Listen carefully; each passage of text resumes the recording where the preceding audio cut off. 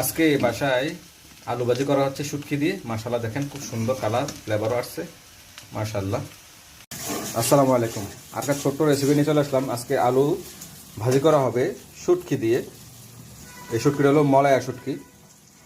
শুরুতে আমরা পেঁয়াজগুলো কষিয়ে নিচ্ছি। এখন আমরা দিচ্ছি এখন লবণ, এখন দিচ্ছি মরিচের গুঁড়া, এখন দিচ্ছি হলুদের গুঁড়া, সাথে রসুন বাটা দিচ্ছি বা রসুন পেস্ট অনেকে বলে, আমরা দুটোটাই বলি, যার যার আঞ্চলিক ভাষায় বলে বাটা বা পেস্ট। ভালো করে কষিয়ে নিচ্ছি, মিক্স করে দিই। মাশাআল্লাহ, খুব সুন্দর কষানো হচ্ছে। আমরা এখন শুটকিগুলো দিয়ে দিচ্ছি।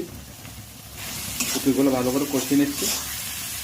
মাশাআল্লাহ, খুব সুন্দর কষানো হচ্ছে। আর এই আলু ভাজিটা শুটকি দিয়ে আমার বাসায় আমি খেয়েছি, আমি আগে খাই নাই, আমার ওয়াইফ রান্না করেছে, আমার শাশুড়ি রান্না করেছে। আলু ভাজি বলতে আলু ভাজি তো বহুত খেয়েছে, কিন্তু এই শুটকি দিয়ে আলু ভাজি তেমনটা খাইনি। এখন ভালো করে মিক্স করে দিচ্ছি। মাশাআল্লাহ, খুব সুন্দর মিক্স হচ্ছে।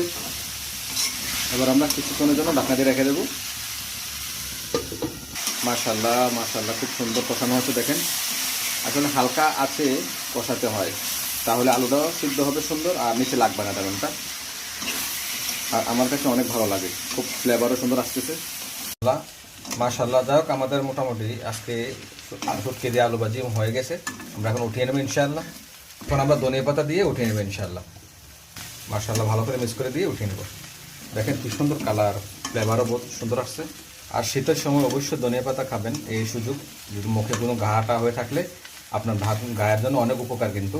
আর ধনিয়া পাতা অবশ্যই সবসময় খেয়ে থাকি আমরা, আপনারা সবাই খাবেন, তাহলে অনেক উপকার পাবেন। যাই হোক, সবাই ভালো থাকবেন। আসসালামু আলাইকুম রহমতুল্লাহ।